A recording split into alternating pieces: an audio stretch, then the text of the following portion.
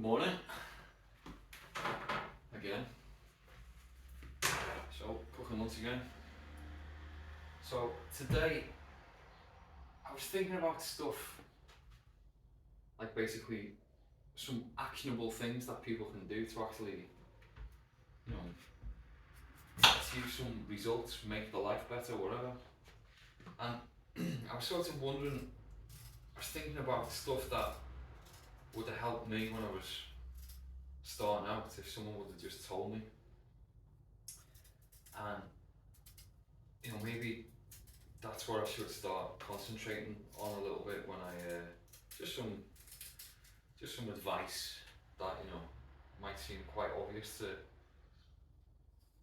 those of us who are a bit longer in the tooth, or when we're starting out. I mean, say early 20s, you just don't know.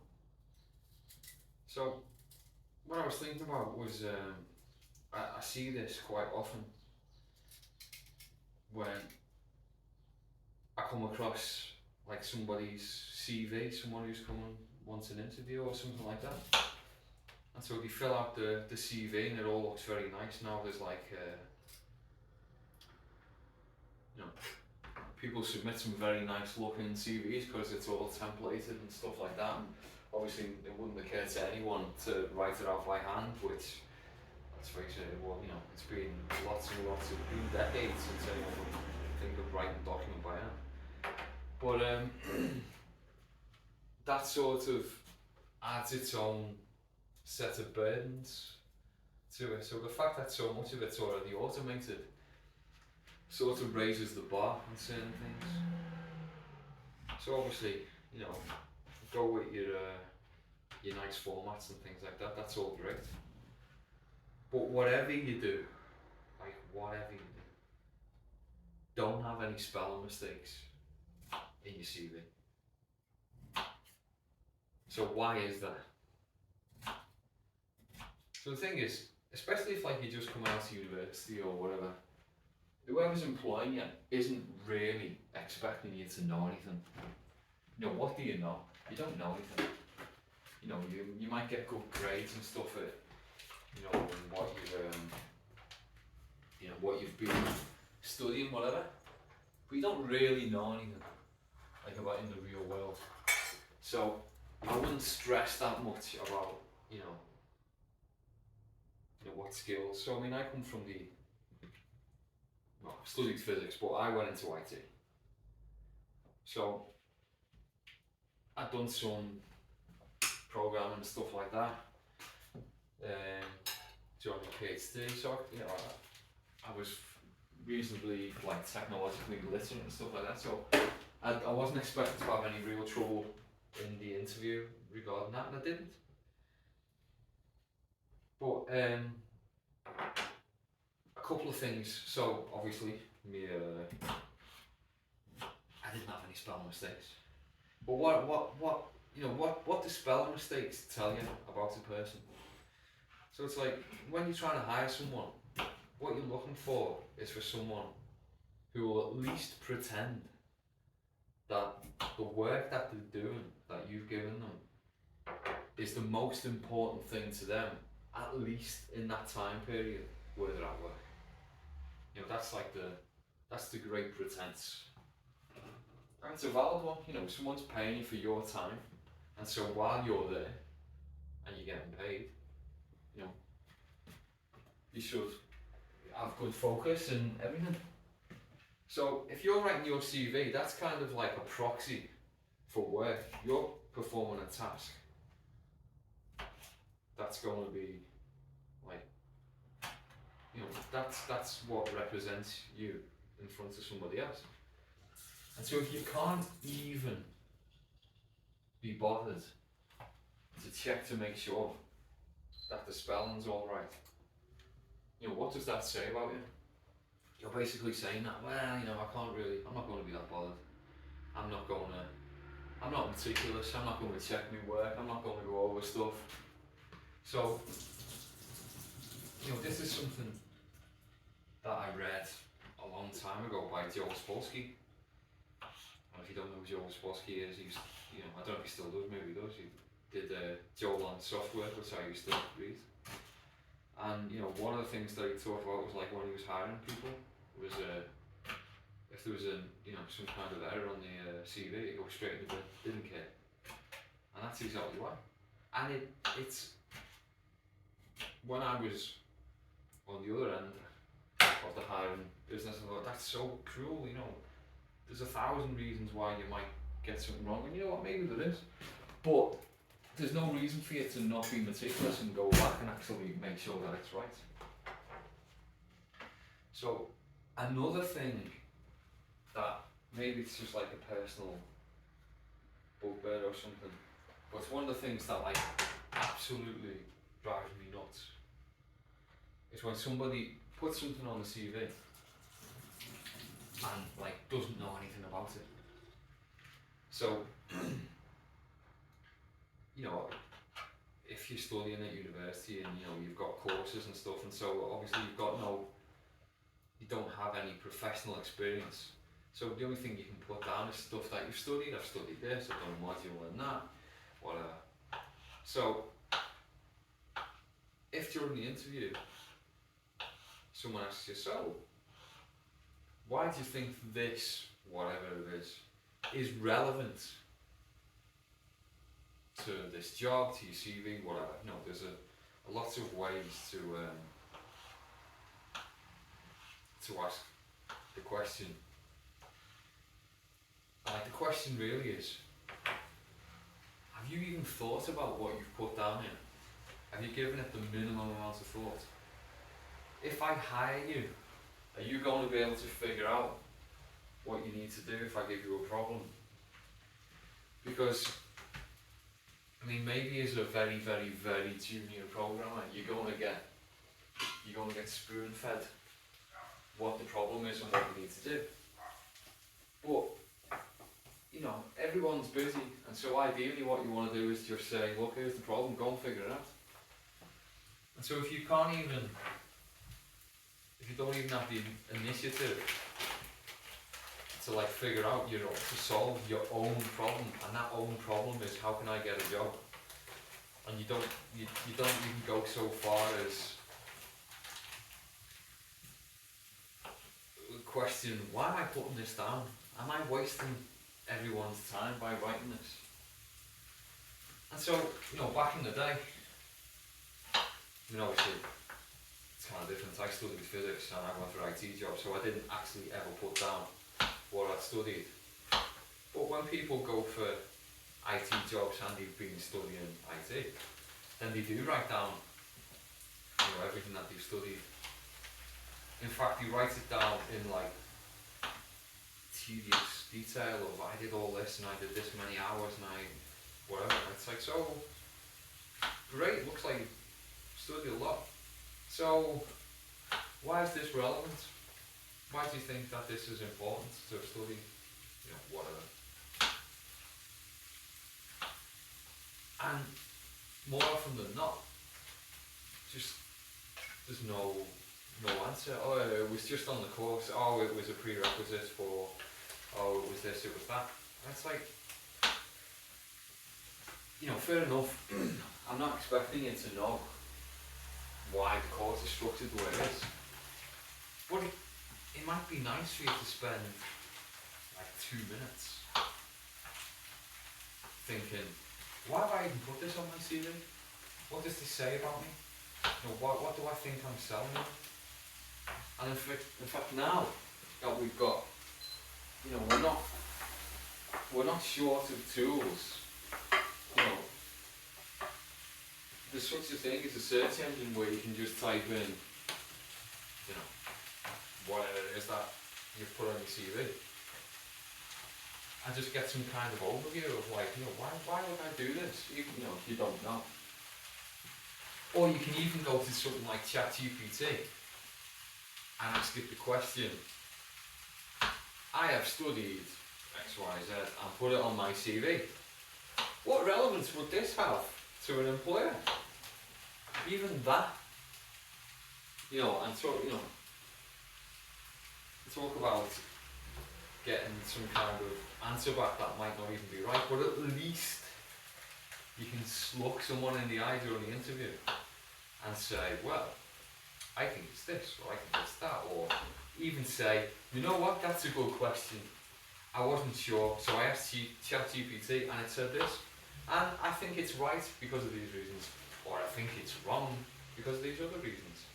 Just whatever. But the point is, when you get to the interview, you want to be able to show someone that you're not just some complete automaton, that you've got some kind of spark inside you, some kind of initiative where you're saying, you know, I've written this and I know I've written this and this is why I've written this and this is why I think it's important to you. Or even if it's like, look, hands up, I think that this is just outdated the way we have to do the CV. It's all nonsense. You know, I could just lie to you or whatever. But at least them saying that, they're giving some kind of answer which is like, I've thought about this, I'm doing this for a reason. I want this job. I'm showing you why I want this job. I'm showing you how I want this job. So the point is, you know, be in control of your image, of what you're putting across. You know, what does this CV say about you? Or, you know, it's the omissions as well that can drive you nuts. It's like, you're coming out of university, you haven't got, like I said, you've got no professional experience. So how can you know, what can you find in your CV that'll make you look better than other people? You know, especially if you're thinking about, you know, maybe you didn't get a first, maybe you're on a 2-1 or 2-2, whatever, and you really do need to sell yourself. I mean, I only got a 2-1, you know, I'm not saying it as if, you know, I got a first, so I'm better than everyone else. No, I didn't, I got 2-1. Well, one of the, you know, I went for an IT job when it was the IT boom, it was like 2001. So everyone wanted to get into the sector, and when we went to, at the interview day, so we had a whole day of doing stuff, there was nobody who'd studied IT. As far as I can tell, there was chemists and engineers, and I think I was the only physicist, but there was just like loads of people from, you know, all the sectors, because it was a hot topic. So the competition was actually quite high. And even back then, when I was, how old was I? 24, 25, 24. I was surprised by, there was some people who, like, I got the feeling that it was like, okay, I've got 10 minutes to talk now, and I'm going to show you how much of a tit I am. And it was just like, it was embarrassing, you know, like doing team presentations and stuff. So you get there and you don't know anyone, and you get forced together. It's sort of like just some kind of like mock work environment where, you know, I'm convinced that the work situation actually does bring out the worst in a lot of people. So they want to hire people that can work with other people. And so I got asked straight out, what kind of people do you find the easiest to work with? So the thing is, that's a trick question. Because the real answer is whatever people you put in front of me, because I'm a professional and I'll just get it done. That's what you've got to do. That's just not, I'm obviously not talking just about IT, I'm talking about, you know, everything in the world of work. When you're getting paid, you're getting paid to be there.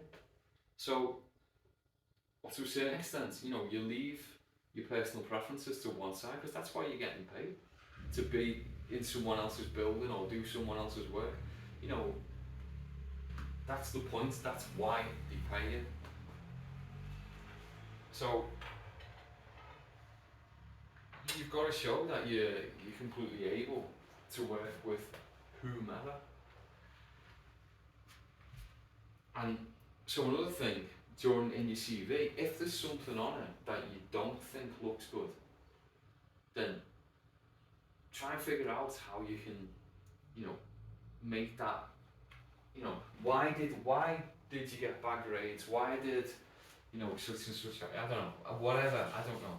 I don't know what you might, in my case, so I didn't do very well in my A levels at all.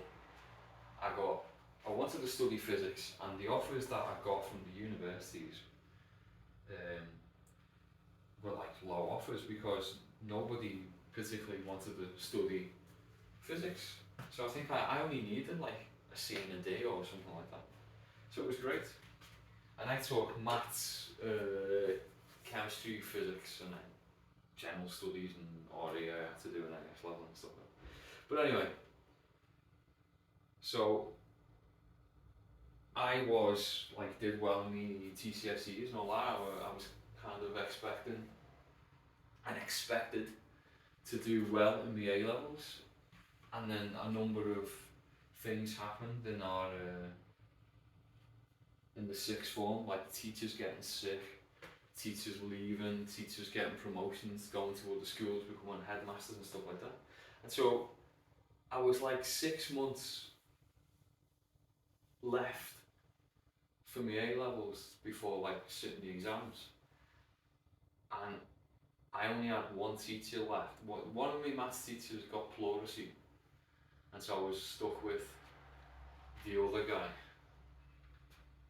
And my physics teachers had all left, and I was with me my chemistry teacher, and she was giving us physics in the end, and she was great. Like I loved her, Miss Fowler. She was brilliant. And but you know she wasn't a physics teacher, and you know it was I was, let's say that I was, you know, worried. And in physics, I was worried that I wasn't even going to pass. That's how bad it was. Because I wasn't doing very well at all, and like none of us were. And so I took the tactical decision at like 3 months out or something like that from A levels that I'd just stop revising maths completely. And I'd stop revising chemistry completely, and I'd only do physics. I only studied physics for like the last 3 months of my A levels. Now, thinking about it now as an adult, I was like, you know, I wish I'd have had some guidance. But you know, my parents didn't go to university. Like they didn't even study, particularly beyond like, you know, junior school. So I didn't have anyone to ask. You know, I didn't really. What was I going to say at the school? I didn't want to go and complain and say that, you know, the teachers have left and this is all rubbish and I'm going to fail and it's all your fault. Like even then, I wasn't interested in it being anyone's fault. I just wanted to go to university. I was dying to go to university. And like I quickly figured out that, you know, I'd applied to do physics. And so if I didn't pass physics, I wasn't going to go and do physics. I'm like, I totally had my heart set on it. That's just what I wanted to do. So I took that decision. So 3 months later, I'd only been studying physics.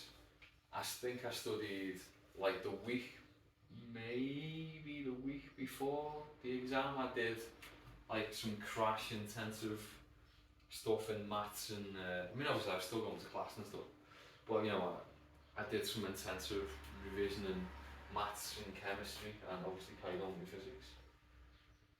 And I passed physics, I got a D.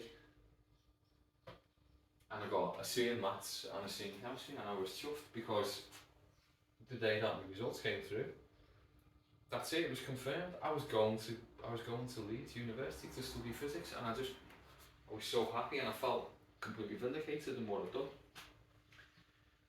Like, so it worked out. It was a big gamble, and it worked out. So then I go to university. I did well. I got a 2-1. I got a good 2-1 as well.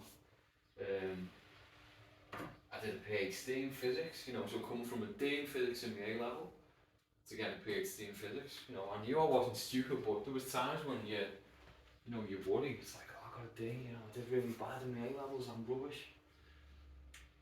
And so, you know, imposter syndrome has been a big thing in my life, you know, I do feel it. And so, fast forward from 1994 when I took my A levels to 2001, I'm sitting there in the interview. So Fran, you've got a very impressive CV. I see you've done physics, you know, you've got a PhD. Ooh, superconductivity, very interesting. Oh, you've done some programming as well. Ooh, Turbo Pascal. Well, we don't use that here, but that's a lower level than you know we do. So it's very good. You know, we're very impressed with that.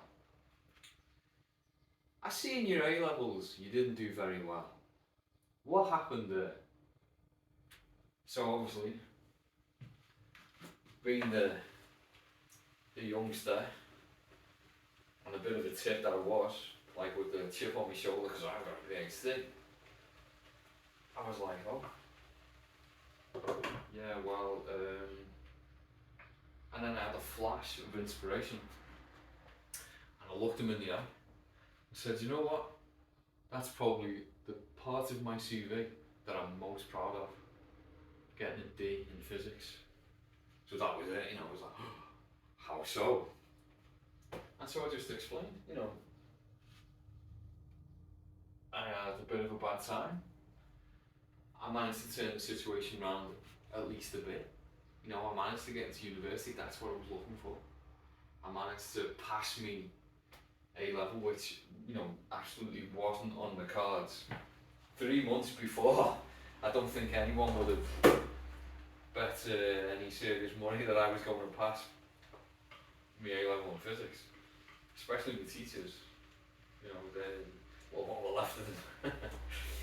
You know, it was difficult. And I was looking back recently through some like report cards that I got during me in my sixth form. And it's kind of funny because I completely blotted that out of my mind. But you know, it was all like, oh, like, you know, the head of sixth form were a bit disappointed with how Fran's doing at the moment. It's like, oh, I've got no teachers. But you know, that didn't come in. And you know, we hope he applies himself and you know all this. And so I was reading. It must have just been like 2 or 3 months ago when I came across these things and I was reading them. I was just, my heart sunk. I was just like, God, I remember this now. You know, I'd forgotten, but it's like, oh, and I could feel it. You know, I remember that time. I remember just not knowing what to do, whether I was going to make it or not. And I'm glad I didn't remember that at the time of my interview. And so I just basically, there was something that in theory I should have been. I mean, I don't know what they were expecting me to say. Oh, well, I took loads of drugs, or oh, I mean, I had long hair then as well. I was like, oh, you know, metal got the best of me or something. I don't know if that's what they were expecting me to say, but you know, that question was the thing that got me that job. And he told me that later when I actually got the job, and I was you have like your first week, and you know people look after you and things like that. I assume you still do that. I don't know. And the two people I got interviewed by a bunch of people that day, but like the two people that asked me that question, like together, they said, "Oh, after that answer, we definitely wanted you in." So, you know, we remembered who you were, you know, we brought you up continuously, we wanted you in. Because I think, you know, at the time, because everybody wanted into IT, you know, even though I had a PhD and stuff, that wasn't necessarily going to get me the job. You know, people were wondering, well, why isn't he consistent? You know, does he only work hard when he wants to? You know, what's going on? And that's what actually got me the job. So it sticks with me that the fact that you can, you know, you need to, you know, you need to have some answers to things that people can ask you. You know, so you need to be prepared for interviews. You need to like take the time, go through your CV. What could they possibly ask me this? I mean, the tools are there. The tools weren't there, but they are now. The amount of things that you can ask ChatGPT to just say, do me a mock interview. I mean, you could literally give me, here's the main points of my CV, blah, blah, blah, blah. Give me 10 interview questions around this, and it'll ask you stuff. And you can just think, ooh, I didn't think of that. I mean, some of it might be nonsense. You have to take everything that, ChatGPT splurts out, with a bit of with a pinch of salt. But, think about it. Be prepared. But this goes beyond, like, just CVs and things. The amount of times that you have, or I've had conversations with people where you just ask them something like, they'll say something to you like on the, give you some opinion, and you ask them, why do you think that? Or you ask them, one point of something that they said, and they absolutely don't know why they think something. And at first, that used to surprise me, but it doesn't surprise me at all now. People have opinions with, like, people are just opinion machines these days. They just hear something and, like, incorporate that into their identity, or, like, they have some identity about, well, I'm this, I don't know, I don't even know where to start with all that nonsense. But, maybe they're affiliated or, like, have sympathies for a certain political, philosophy or party. Not even political, not even a philosophy, just a party. Oh, my party say this, this and this, and that's what I'll say. The same way, well, when I was a kid, and I still do support Liverpool, but when I was at school, then, like, as a Liverpool player, as a Liverpool supporter, I'd come across Everton supporters, which were like 50% of my class. And so, you'd have your talking points, he's fat, he's round, he bounces on the ground, Peter Reid, that's just one of the things that we'd say, we know. And people are exactly like that now, even though they're not, 6, 7, 8, whatever. People are supposed to be adults, and they don't know why they say things, they don't know why they think things. I don't even know if they think things, but they don't know why they say them. And they don't know why they've written stuff on the CV. And even, like, going to doing interviews with people who aren't just coming out of university. And so you ask them something about, maybe you're a different interview and you're in the second round of the interviews. And so they've got that far. And then you'll ask them a question. And then they'll just look at you and say, I was asked this in the first interview. And you're like, was I in your first interview? Like, no. Like, well, how am I going to know what you said? Can you just not tell me again? I mean, apart from anything else, that's just so rude. You might just, like, I don't know. You might have just saying that when someone asks you something, oh, hi, did you have a good weekend? Oh, I just answered that. Someone just asked me that before, do I have to tell you as well? So when it comes to, like, interviews, or basically any situation where you want something from someone else, don't be rude, be prepared. Like, if you're going along and you want to ask for a pay rise, know what figure you've got in your head, but also know what figure you won't accept below. And know why you want it, know what you've done. I'm not saying never go in and say, well, such and such got this pay rise the other week and I'm better than them. Keep it to, professional, be professional about these things. But, know why you want something, know why you're asking, also, in like going for pay rise, I've asked for pay rises and not got them, and it's fine, because you're not burning any bridges when you go in and asking. I seriously wouldn't recommend going in and saying, give me this or I'll quit, because they're going to have to let you go. Because, you can't negotiate with someone who's trying to, like, take you hostage. So, be careful. I very much believe, even if you, like, when you're moving on from a job, you're going to a different job or whatever, don't burn the bridges. I know you'll probably want to. I've wanted to loads of times. And it's just, don't burn the bridges. Because I've come back to jobs before, or I've come back to, I've had people who've helped me out in other places.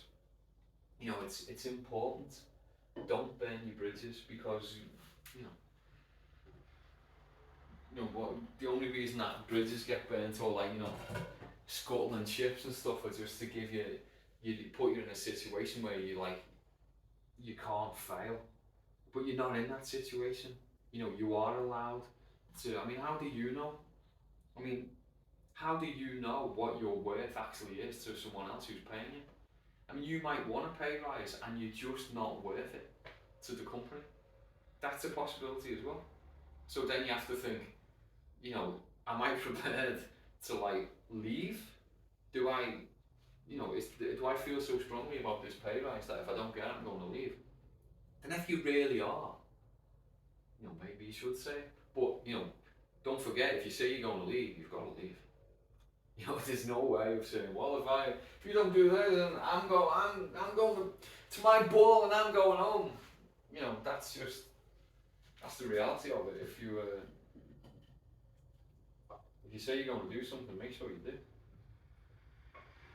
Anyway, this was a bit of a rambly rant, but the point is, what I want people to take away from this is when you're asking someone for something, so when you're going for an interview, you're asking for them to employ you.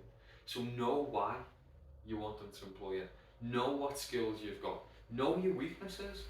I mean, if you get asked about something and you know that that's something that's your weakness, you can use that to say, right, I want to learn about this. I acknowledge that I don't know this, or I don't know that, or I haven't done well in this area, but I've acknowledged it and I'm working on it. I'm doing these things to make that part of my CV or whatever you're looking for stronger. That's what I'm trying to do, because that shows that you actually care about getting better. Because when someone comes into the job, they're not going to know.